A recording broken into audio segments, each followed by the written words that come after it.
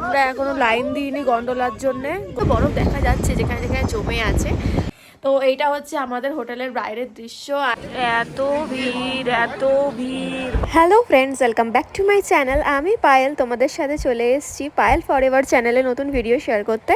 এই পর্বে আমি শেয়ার করব শ্রীনগর থেকে গুলমার্গ যাওয়ার পুরো ট্রাভেল গাইড এবং আরও এক্সাইটিং নতুন নতুন জিনিস। তো চলো দেরি না করে ভিডিওতে আগে যাওয়া যাক।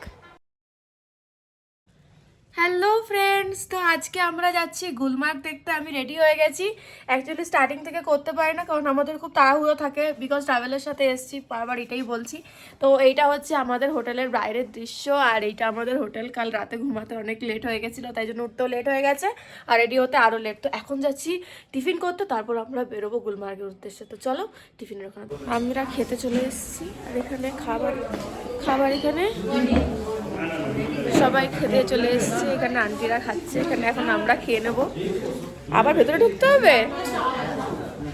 ব্যাগ নিয়েছি, ব্যাগের মধ্যে না অ্যাকচুয়ালি অনেক রকম জিনিসপত্র নিয়ে যাই, তো তাই ব্যাগটা সবসময় ক্যারি করি আমি। সবার সাথে বসে এই টিফিন করার মজাই কিন্তু আলাদা। হ্যাঁ, আমাকে দাও।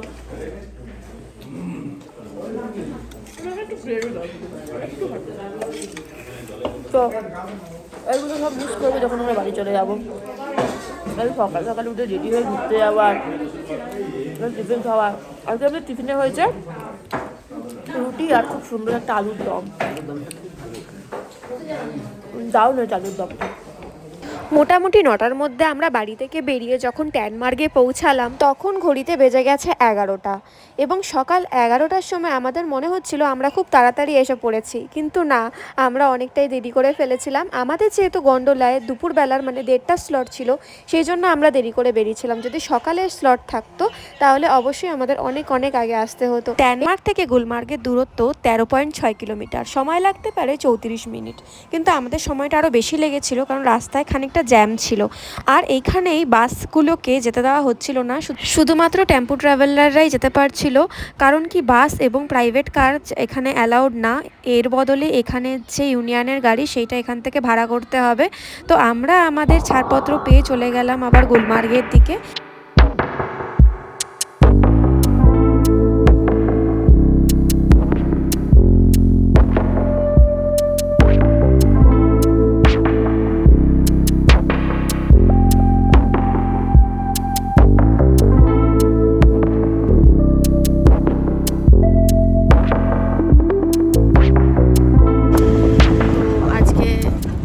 এখানে বাস হালকা হালকা বরফ দেখা যাচ্ছে যেখানে যেখানে জমে আছে। তাছাড়া এখন আমরা উপরে যাচ্ছি, আজকে উপরে যাবো। আজকে জাস্ট দারুণ মজা হবে।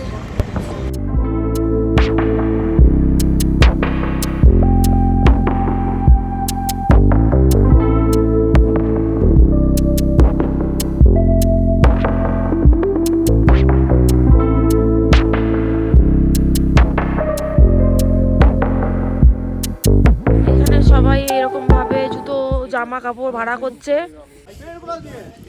আমরা এখনো লাইন দিইনি গন্ডোলার জন্যে। গন্ডোলার টাইম স্লট হচ্ছে 1:30টায়, আর আমাদের জুতো জ্যাকেট জামা সব আছে, আমরা কিছু ভাড়া নেব না।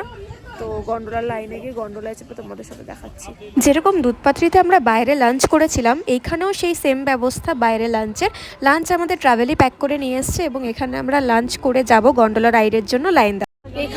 এইখান থেকে মানে তলা থেকে গন্ডোলার অবধি, স্পট অবধি যাওয়ার জন্য গাড়ি বলছে 500 টাকা পার হেড, যেটা আমাদের পক্ষে দেওয়া পসিবল না। আমরা বলেছি 200 টাকা দেবো, যাওয়া আসা 200 টাকা, বাট এরা সেটাতে রাজি নয়। দেখি এখন কত কথা হচ্ছে, কি হচ্ছে। কাশ্মীরে এসে এখনও অবধি সব কিছু ভালো লাগলো, এই প্রথমবার আমি এসে ডিসঅ্যাপয়েন্টেড ফিল করছিলাম। এইখানে মাত্র 1/2 কিলোমিটার যেতে এক একটা মানুষের থেকে 500 টাকা করে চাইছে। অনেক বাক বিতণ্ডার পরে একটা গাড়ি আমাদের দেওয়া হলো। সেই গাড়িটিও একটি অন্য ইউনিয়নের অন্য গাড়ি। সেই গাড়ি আধা রাস্তা অন্য রাস্তা দিয়ে গিয়ে, এবং সেই রাস্তা দিয়ে পথ আটকানো হলো তাকে, এবং সে ফিরে আবার আমাদের সেম জায়গায় ড্রপ করে দিল যেখান থেকে আমরা গাড়ি ধরেছিলাম। কেন হলো এই জিনিসটা আমরা কিছুই বুঝতে পারলাম না। তারপর আবার ইউনিয়ন থেকে আমাদের অন্য একটি গাড়ি দেওয়া হলো, এবং ঠিক রাস্তা দিয়ে ঠিক জায়গায় নিয়ে গেল। এইসবের মাঝখানে আমরা অনেকটা সময় নষ্ট করে ফেলেছিলাম, এবং তখন অলরেডি ঘড়িতে 2:30 বেজে গেছিলো, আর আমাদের স্লট ছিল 1:30টার। আমরা আলটিমেটলি আমাদের ড্রিম প্লেসে চলে এসেছি। এই যে সেই গন্ডোলা, বিখ্যাত গন্ডোলা। আর এইখান দিয়ে আমরা বরফের মধ্যে দিয়ে হেঁটে হেঁটে যাচ্ছি, ঠিক আছে?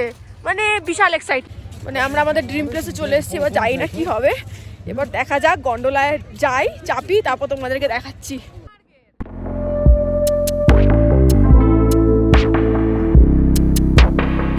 বিভৎস ভিড়, মনে হচ্ছে দুর্গা ঠাকুর দেখতে এসেছি কলকাতার পুজোতে। এই ম্যাডক স্কোয়ারে এসেছি, ম্যাডক স্কোয়ার, নাও সন্তোষ মিত্র স্কোয়ার, বাগবাজার, শ্রীভূমি ঠাকুর দেখতে এসেছি। চলো চলো শ্রীভূমি ঠাকুর দেখতে যাবো এখন। গন্ডোলায় চাপছি না ঠাকুর দেখতে এসেছি কোনো বোঝার উপর নেই। মাঝখানে আবার বন্দে মাতারাম নারা লাগানো হচ্ছে, মাঝে মাঝে ভাবছি আবার স্বাধীনতার কোনো আন্দোলনে চলে এসেছে, বা চশমা মশমা বেঁকে গেছে বাবারে, যাচ্ছে তাই অবস্থা। যাই হোক, মজা তো ওটাতেই হবে, কিন্তু আমরা তো আছি 7 জন, গন্ডোলায় তো বসে 6 জন, দেখি কি করা যায়। ঠিক আছে। এত ভিড় বাপরে, 2 ঘন্টা ধরে লাইন দিয়ে আছি, আর সব ভাড়ার জ্যাকেট পরেছে, সব কালো কালো কালো কালো কালো, আর একদম এর মাঝখান দিয়ে আলাদা লাগছে। যে আমাদের গন্ডোলা চলে এসছে, এবার আমরা চাপবো। এই যে একটা একটা করে আসছে, জাস্ট লাফিয়ে চেপে যেতে হবে। হাই কেবল কার,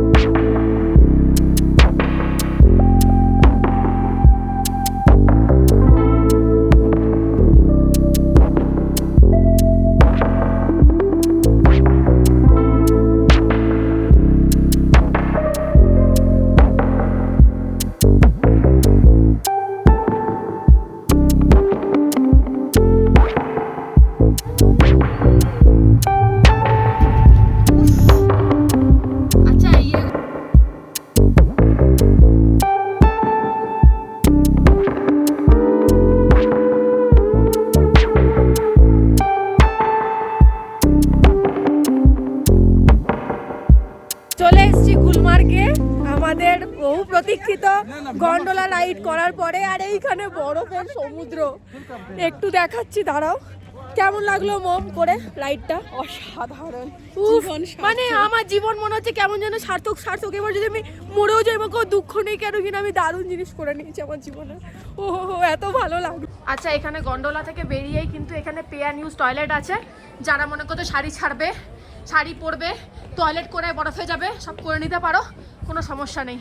এই যে মানুষজন আসছে, আমাদের 1:30টা স্লটটা ছিল, তাই আমরা লেট করে এলাম। যাদের সকালে স্লট ছিল তাদের হয়ে গেছে। এবার জাস্ট এই দৃশ্যটা দেখো, ও জাস্ট অসাম অসাম, দারুণ দারুণ দারুণ। বরফের সমুদ্রে চলে এসেছি আমরা। এই যে রিল শুট করবো আমরা, আমাদেরকে রিল আলা কোথায় নিয়ে যাচ্ছে দেখে মনে হচ্ছে এভারেস্ট নিয়ে চলে যাবে। উফ বাবারে, এই যে এখানে রিল বানানো হলো।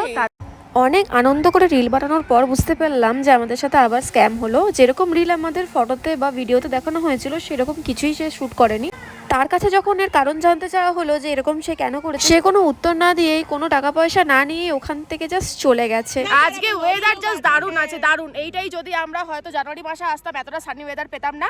বাট জাস্ট এখানে অসাম লাগছে, এখানে আমাদের এত এনজয়। আমরা এখানে রিল করলাম, এবার ফটোশুট করবো কয়েকটা, আর এখানে দারুণ মজা হচ্ছে, জাস্ট অসাম। মার্চ মাসের প্রথম সপ্তাহতেই আমরা এরকম বরফ পেয়েছিলাম। ফেব্রুয়ারি অবধি এখানে বরফে জাস্ট থাকা যাচ্ছিল না, কিন্তু আবার এপ্রিল মাসে এলে কিন্তু এতটা বরফ তোমরা পাবে না।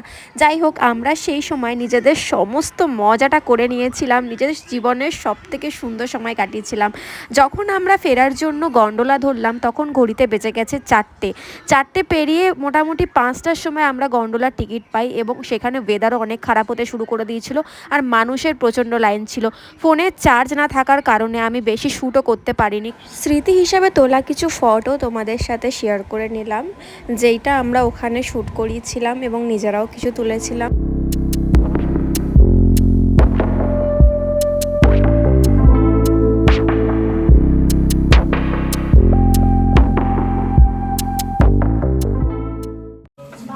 গুলমার্গ থেকে ফিরতে ফিরতে অনেক রাত রাত হয়ে গেছে আর আমরা ঘুমিয়ে পড়েছিলাম। আমি ডায়েট ছিলাম, তো ডায়েটের জন্য তোমাদের সাথে দেখা হয়েছে ডিনার প্লেটে। ডিনারে আজকে আছে মাটন, ভাত, আরও তরি তরকারি আছে। আমি কিছু নিয়ে নিই, আমি শুধু মাটন আর ভাত খাচ্ছি আর খেয়ে দিয়ে ঘুমিয়ে পড়বো। কাল তোমাদের সাথে শেয়ার করবো সোনমার্গের ভিডিও। আর ততক্ষণ জন্য টাটা, দেখা হচ্ছে নেক্সট ব্লগে। কালকে থাকবে হাউস বোটের video, so keep watching on my channel. আর দেখা হচ্ছে কাল, টাটা, চলো।